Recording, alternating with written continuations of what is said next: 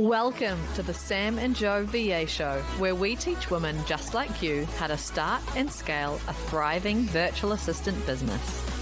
We're your hosts, Sam and Joe, and get ready to have the control, flexibility, and freedom you've always dreamed of.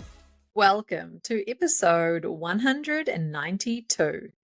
This isn't what I signed up for.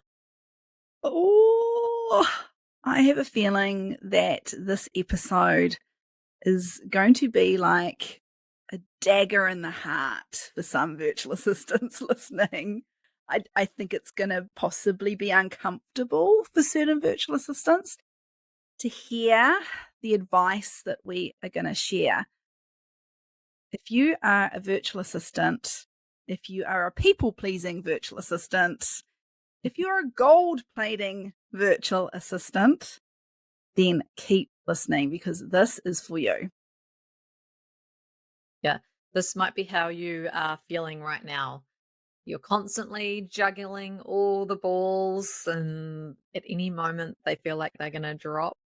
You feel like you're on call, like you're on demand, super reactive to your clients constantly. You're working nights, weekends, all the hours you didn't want to work. You're working way harder, way more than your 9 to 5, and you're like, is this even worth it? I feel like it would be easier if I just went back to a 9 to 5. Yeah, if you have found yourself either thinking or saying out loud, this isn't what I signed up for. Like, this isn't how I expected it to go. Then keep listening. Okay, we have some questions that we want you to ask yourself so that we can help you turn this all around and get you back to being in a business that you actually enjoy and was what you signed up for. Because it is possible to get out of this place. And we're going to help you. Totally. Like, I would say, Joe, would you agree that we're having more and more of these conversations with VA business owners? And I think it's because we're seeing more and more super successful virtual assistant business owners coming into the space. More and more people are outsourcing to virtual assistants. Like I feel like it's almost a great problem to have. Like if you are feeling Almost. Like, it's that booked out word, isn't it? Where I've seen more and more, like, actually, do people want to be booked out? Yeah. Because that can be very overwhelming to be at that point. Like, everyone's like, oh, I want to get booked out. I want to get booked out. But then you get there and it's like, shit, this is actually hard. This is not what I signed up for. Because some of the things that you've let creep into your business have made it really not fun. Not fun at all. Yeah, maybe we need to change the title of this episode to Booked Out Isn't What I Expected It to Be. Yeah. No one told me being booked out would feel like this, would look like this. Yeah. But, you know, on the other hand, Joe, I think not everybody booked out does find themselves in this situation. Like if you don't have a problem with boundaries, if you don't have a problem with people pleasing, etc., then you can handle being booked out. Like it's a great thing. You've got the champagne, you're popping it, you're cruising along. But so it's a specific type of virtual assistant that we are having more and more of these types of conversations with. And as you said, Joe, there are some very specific questions that we go through any VA that we're talking to. And some of these are really going back to basics. Some of them are really, really obvious, but it's really important to kind of go through this like a checkbox exercise just to make sure that you're covering all the bases. Because one VA experiencing all of these emotions and is in the situation could be the reason they're there very different to the VA down the road experiencing the same thing. Yes. Okay, let's kick it off with the first question to ask yourself if you are feeling in this, like you're in this place. Are all your clients on plans, or packages? Now, this is interesting. Like, Joe, why are you asking me this, Joe? Okay, if you don't have your clients on plans and packages, you have got no idea how much work each individual client is going to be sending your way. And it's likely that you have a lot of clients rather than a few. You have lots of clients, all that headspace to keep a track and manage all those clients can be very overwhelming. And you do become very reactive, on demand, on call, and you're juggling so many balls. Yeah, So, how can you be really accurate with your capacity, like knowing your capacity mhm, if yes. if they're not on plans? Like if all of your clients are on ad hoc casual hourly rates, you have got no idea day to day, week to week how much time and energy each client is going to require from you. Yeah. And even if you have a few clients on plans, but then a whole lot of clients who are not on plans, that's very overwhelming as well. So, our recommendation always is to anyone coming into the VA space is to have plans and packages. Creating plans and packages is like one of the very first things that we do inside Launch in 30 Days for good reason. Like, we are not suggesting to any VAs launching that they can just have casual clients doing ad hoc hours. Never. Oh no, our advice is the complete opposite. Don't even mention casual Mhm. ad hoc hourly rates. Like it's Yeah. just not on the table. So when you are super clear on what your capacity is, you will then know immediately whether you can say yes to another client wanting to work with you. Because if you don't know what your capacity is, because no one's on a plan and you've got no idea how much work's going to come in, you Mm. just keep saying yes to every new client that wants to come on board. You're saying yes. But do you actually know whether you have the capacity to take on that client or not is the important part. The next question we ask, and once again, like this may seem really basic to some of you listening, but for others, you may have been really fighting this one. Like, are you time tracking everything? If not, how do you know whether or not even those clients that are on service plans, whether or not you're doing more than you should be? Yeah. Do you even know whether clients are going over their plan if you're not time tracking? Like if all of your clients are going over their hours, like let's say you have a 10-hour plan and your client consistently is doing 20 hours in a month, but you don't know because you're not time tracking properly, then you're actually doing a whole lot more hours. So your capacity planning is all going to be thrown out because you think, oh, I should be able to do this work because it's a 10-hour plan. But if you're doing 20 hours without realizing it, you're not time tracking everything, then of Yeah. course you are going to be super overwhelmed with all of the work that you have on. I reckon when we ask people this question, this is probably the question that people lie to us when they answer. Do I you? really do. Like, I feel Yeah. as though because it's such a basic part of being in the VA space, there's shame around admitting that, yeah, they've signed up to the time tracking tool. They may even pay for that time tracking tool and they may use it occasionally, but are they actually using it consistently? Yeah. It was very easy to just, oh, I was just a couple of minutes on the phone with that client. Oh, I was just like researching something and I don't really feel like I can charge that because I should have known that. And like all of these excuses as to why your time tracker is not on the client, you could get to the end of your like 6 hour day and have time track 2 hours of it. Well, where the heck did all the rest of the 4 hours go? Next is, are you actually blocking out your calendar with your time periods that you are going to be doing work for your clients in?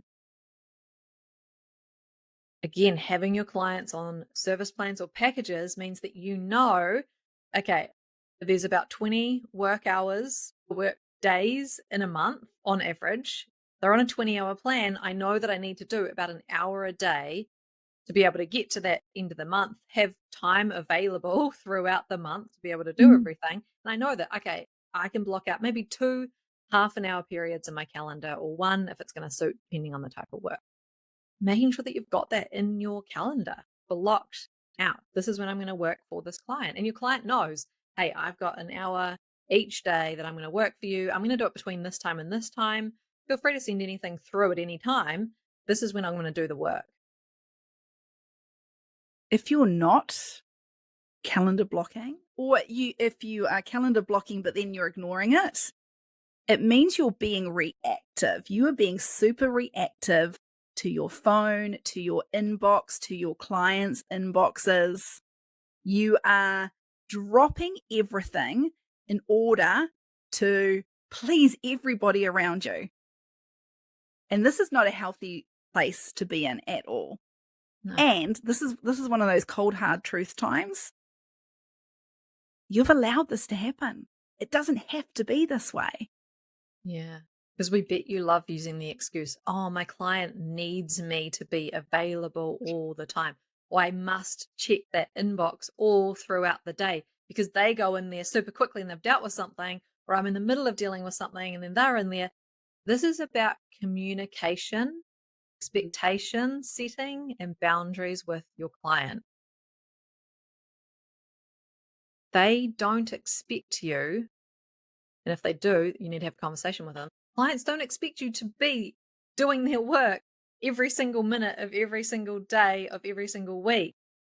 That's not what a virtual assistant does. Yes, they can send something through. They don't expect it to be done immediately. And I think some virtual assistants like assume that a client requires something to be done immediately. And my team get into this habit of thinking and assuming that the client needs them to be reactive promptly to every single request, but they just don't. It's about communication with the client so they know what to expect. Yeah. Yeah. There's definitely certain services that we see VAs offering where they fall into this trap, like inbox management, which we've talked about a lot already in this episode. That's a doozy. I can pretty much guarantee if you are managing multiple clients' inboxes, you're going to be finding yourself in this situation. But it's not just inbox management, right? Any type of customer support. Yeah. Call Managing minding. tickets and inbox requests and stuff. Yeah. Answering calls, that can be very reactive. Feel very tied to your desk if you do call minding. And, think of this from, or put yourself in your other client's shoes. If you have one particular client that you feel as though you are being super reactive with, like you're actually doing another client a disservice. Like if you've blocked out this particular hour to work on this particular client's work, but I'm going to say it, you've got another screen open or your ding, ding, dings are going and you're going, oh, okay, well, I'm just going to look over here on my other screen where I've got this other client stuff open. You're not giving that first client the attention that they deserve and that they're paying for.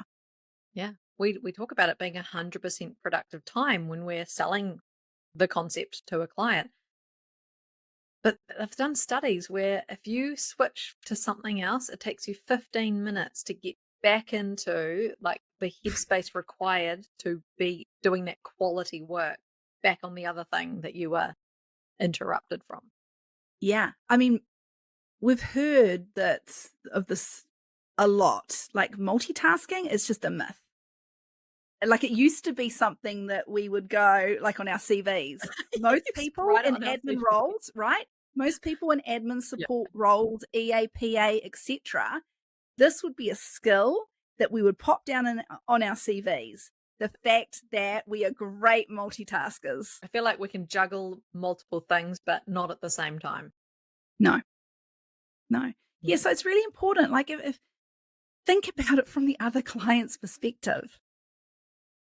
Yeah. And when you're having this conversation with a client and you're setting this expectation of like agreeing the timeframes of when things are going to be looked at, actually focusing on the benefit to the client and letting them know, hey, this is how I can do really high quality focused work. If I can do this in a like dedicated block of time, then I can put all my focus and energy into it. And I do this with all my clients so that you all get focus and attention during the blocked out times. And it means I can do high quality work. What client is going to be like, oh, no, no, I don't want high quality work. I want you in there all the time, jumping in and out, switching and changing because I need my inbox looked at every minute of the day. I feel like Doesn't happen. I feel like if a client wants that, like they've actually asked for that, you haven't assumed they want it, they have specifically asked for that, then they need to be having somebody full time. Yeah. They're paying for you to be on call and available all day. When's the best time, like best case scenario in an ideal world, to have this conversation where you are setting these expectations and I guess boundaries? It may come up in the discovery call, maybe, but it absolutely needs to be discussed in the handover, that first meeting that you have with the client to get started. All of these expectations, like in the template that we have inside the mastermind, there is a section and it talks about expectations in the handover meeting template. Because there are a bunch of things that you need to go through, they need to be aware of, setting those expectations right up front rather than when it becomes a problem and then you have to try and undo it or fix it. That's why that meeting is super important. Yeah. If you are in the situation where it has become a problem and you do need to fix it, like please know it's not too late. No, It's never too late to turn things around. What we'd hate for you to be in this position and then just really, like as we said at the beginning, just really not being entirely happy with your work, or you might be just exhausted because you are working all the hours. We don't want that for you, but it's not too late to turn things around. But it is going to take, I feel like, a courageous conversation. Yeah, absolutely. And you can talk about your client, like how it's affecting you, what needs to change, and how it's going to benefit them. Client's going to be open to having that conversation for sure. Okay. Are you gold plating your work? What do we mean by that, Sam? Ah, oh my gosh. Yeah, cringe. I'm only cringing because this was me. I feel like gold plating your work, especially, is very, very common, especially for creative virtual assistants. But that's not to say it can't be non-creative virtual assistants. I think we see it more with the creatives though. But it could be any type of virtual assistant that wants to go above and beyond, feels like they have to go above and beyond, feels like just delivering what the client is paying for isn't enough. Yeah, so you tweaking, perfecting, adding on little extras, doing more than what was Yeah. agreed is all gold plating. You may not Yeah. even be aware that you're doing it. Yeah. I think a gold plating for a non-creative virtual assistant would look at not charging for everything, like maybe just ignoring that timer. It's a really easy way for a more generalist virtual assistant to gold plate. Yeah. Every minute that you spend on gold plating is you losing time and money unnecessarily for no reason, no reward whatsoever. Yeah. And no one's asking of that of you. Like that's the thing with gold plating. No one expects it of you. Don't know if it's a self-confidence thing sometimes. Maybe. Yeah. Worrying about the feedback eventually. Yeah. Like if you start doing it, then you are setting the expectation that you're going to do it next time as well. And the next time and the next time because you've set the expectation of the gold plate. That's a dangerous position to be in. Yeah. Because then when you realize how gold plating is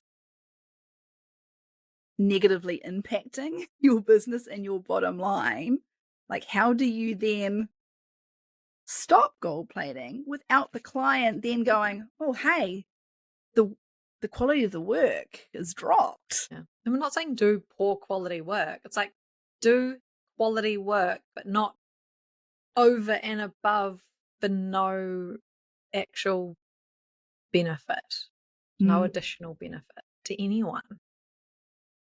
yeah. Yeah. Okay. What else? Are you saying no? Are you people pleasing? Are you a people pleaser? Let's just put it out there. Are you a people pleaser? Would absolutely be a question that we would ask. Yeah. A lot of virtual assistants are people pleasers. I think we've been almost groomed to become people pleasers in our 9 to 5. Yeah. We're expected to be reactive when in our previous employments. We've Yeah. been expected to sit there at our desks, and if the boss comes and says, "This, you need to drop everything. This is what I need to do." Like, we've just been conditioned to work that way. As a virtual assistant, when was the last time you said no to a client? Yeah. Yeah. Saying yes is so much easier than saying no if you're not used to it, if you haven't practiced, if you're not doing it on a regular basis. Because I think we can get into this reactively saying yes to any request, but then the consequences of that start to sink in. Oh, actually, I've promised something out to someone. I don't even know if I can meet that time frame. I'm just going to work tonight so that I can meet the time frame. Yeah. You can always say to a client, if they're like on a call with you or on a Zoom and they ask you for something, you'll say, actually, I just need to check on my capacity and my schedule for the rest of the week, and I'll come back to you as to when I can do that by. It gives you some thinking time. You don't have to say yes right on the spot. Yeah. You don't have to say no right on the spot. You can come back to them on something and make it an Yeah. informed decision rather than a reactive one. Is this something that you've ever struggled with, people pleasing, Joe? Absolutely. Yeah, you especially when you first start out as a virtual assistant, you want to please your client. You wanna do a Of great course you job. do. Yeah. You say yes to everything, and then you realize that you are working the nights and weekends just to deliver on your promises. Yeah, there's something that you say quite a bit, Joe. What is it around if you're saying yes to X, what are you then saying no to? Yeah, Is it your weekends with your families? Is it your mental health? Is it other clients' priorities? Is it something else that you've already promised? yeah. Yeah, because every time you say yes, you are saying no to something else. Every single time. So give Yeah. yourself time to think about what it is you're actually saying no to if you're going to say yes to this client. And this leads really nicely into like, do you actually have boundaries? You may, and if you have them, are you maintaining them? It's so much easier Yeah. to set a boundary than it is to maintain it. Yeah. Yeah. You may say, oh, yeah, I have boundaries. I don't work after 3. Okay. Well, when was the last time you stopped work before 3? Uh-huh. Yeah. The gold plating people pleasers very months ago. Yes. Yes. You may say that you've got a boundary, but are you actually maintaining it? So this is your chance now to reset those boundaries. And you've got to have that courageous conversation. Be really open with your client. Hey, I've let this slip. I actually don't work after this time. So I need to reset some work hours with you. Please do keep sending those things to me, but I'm going to turn my phone off after a Mhm. certain time, or I'm going to not reply to any messages, or I'm going to go on do not disturb, or whatever kind of thing you can do to actually stop yourself from looking. They can send things through because I think this is really important that clients are not just told, you cannot send me anything, or you cannot request anything, or you have Mm. to work in my work hours. Don't send me anything outside of that. I think that's the wrong way to look at this because if you think about an entrepreneurial client, they're probably working at night and it may suit them. They may work at 5 in the morning because that suits them. You do not want to stop a client from, in the moment when they've got something, sending it through to you because that's how they become frustrated. It's not like a nice flow for them. So I say to all our clients, Send everything through at any point. Your team member, your VA, is going to work from this time to this time. If you send something overnight, they're going to deal with it in the morning. How straightforward is that? Super, super straightforward. Communicate, set those boundaries. In order to maintain those boundaries, you need to be communicating those boundaries to your clients. Because if you're not, they've got no idea. No, they really don't. They're not your mind reader. They don't know what it's like working as a virtual assistant. They don't know what you're doing for all the other clients. They don't know that you're like stopping playing with your kids to look at your phone because you got a notification. And of course, they're not, if you are in this position where you feel as though you're almost on call 24/7, they've never requested that of you. No. But equally, never going to bring it up. They're never going to be the ones that say, hey, Joe, hey, Sam, should you really be answering me at this time? Should you really be like answering me so quickly? Like, I don't need it. They're just reaping the benefits. Like, this is great for them. Yeah, absolutely. Absolutely. Yes. Because remember that, this is so harsh, but we're going to have to say it. You have allowed yourself to get to this point where you don't enjoy being in your work anymore. It's all on you. You really need to listen to this. You really need to be hearing us. It's not the client's fault. Yeah, it's not the client's fault. They're not a pitter client. They're not a pain in the ass client. Well, most of them aren't. Yeah. As hard as that is, you have created this situation, but you can get yourself out of it. Dagger to the heart. Yeah. Yeah, but you can absolutely turn things around.